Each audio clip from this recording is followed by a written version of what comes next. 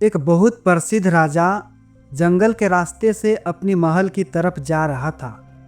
उस राजा को हमेशा यह डर बना रहता कि कब किधर से कोई उसकी राज्य में हमला कर दे। उस राजा के पास ज़्यादा सिपाही भी नहीं था।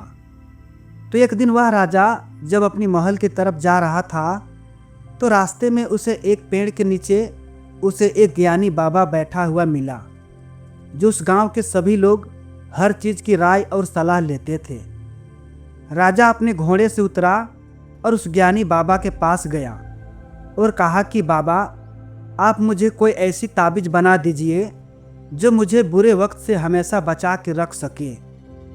यह सुनने के बाद उस बाबा ने राजा साहब की तरफ मुस्कुराते हुए देखा और कहा कि मैं तुझे कोई ऐसी ताबीज़ या कोई ऐसी चीज़ें नहीं दे सकता हूँ जो तुम्हें बुरे वक्त से बचा कर रख सके, लेकिन मैं तुझे एक ऐसा ताबीज़ ज़रूर दे सकता हूँ। जब तुम पर कोई मुसीबत या फिर कोई बुरा वक्त आ जाए तो उस ताबीज़ को खोलने के बाद तुम्हें उस मुसीबत से लड़ने में मदद कर सकता है।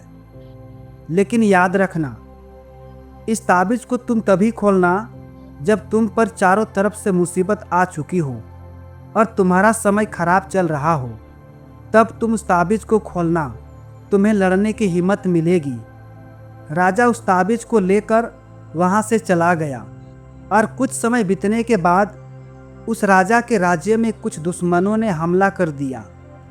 राजा ने अपने सैनिकों को तैयार किया, लेकिन उस राजा के पास ज़्यादा सैनिक नहीं था और वह राजा यह जंग हार गया। वह किसी तरह अपनी जान बचाकर वहाँ से बच निकला और जंगल के अंदर जाकर एक गुफा में छुप गया। तभी उसे बाबा का दिया हुआ ताबीज़ अपने गले में नजर आता है।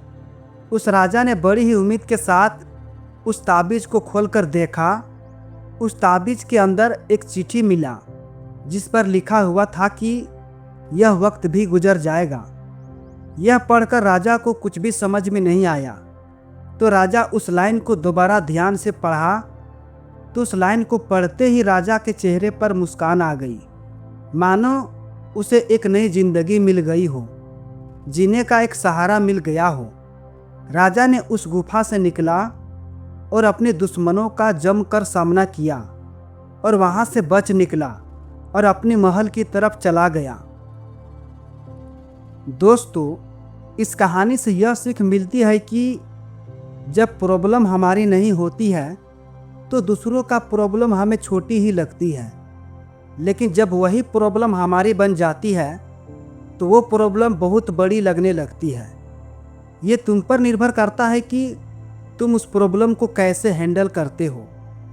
कहने को तो ये बहुत छोटी लाइन है कि ये वक्त भी गुजर जाएगा, लेकिन इसके अंदर बहुत ही डीप मीनिंग छुपा हुआ होता है। एक कहावत है ना कि जब आपका टाइम अच्छा चल रहा हो तो ऊपर वाले को शुक्र करो, और जब आपका टाइम बुरा वक्त चल रहा हो तो उस टाइम पर सब्र करो, क्योंकि समय अच्छा चल रहा हो या फिर बुरा, वह ज़्यादा दिन तक नहीं रहता। और असली ज़िंदगी उसे ही कहते हैं जिसमें खुशी भी शामिल हो और दुख भी। तभी लगेगा कि हम अपनी ज़िंदगी जी रहे हैं। तो अगर कहानी अच्छी लगी हो तो मेरे चैनल को सब्सक्राइब ज़रूर करो, और कहानी से कुछ सीख मिली हो तो एक प्यारा सा कमेंट ज़रूर करो, ताकि मैं आप सभी के लिए फिर से नए कहानियाँ ला सकूं। फिर मिलता हूं अगली बार किसी और नए कहानियों के साथ। तब तक के लिए सब्र करो, शुक्र करो और ज़िंदगी में आगे बढ़ो।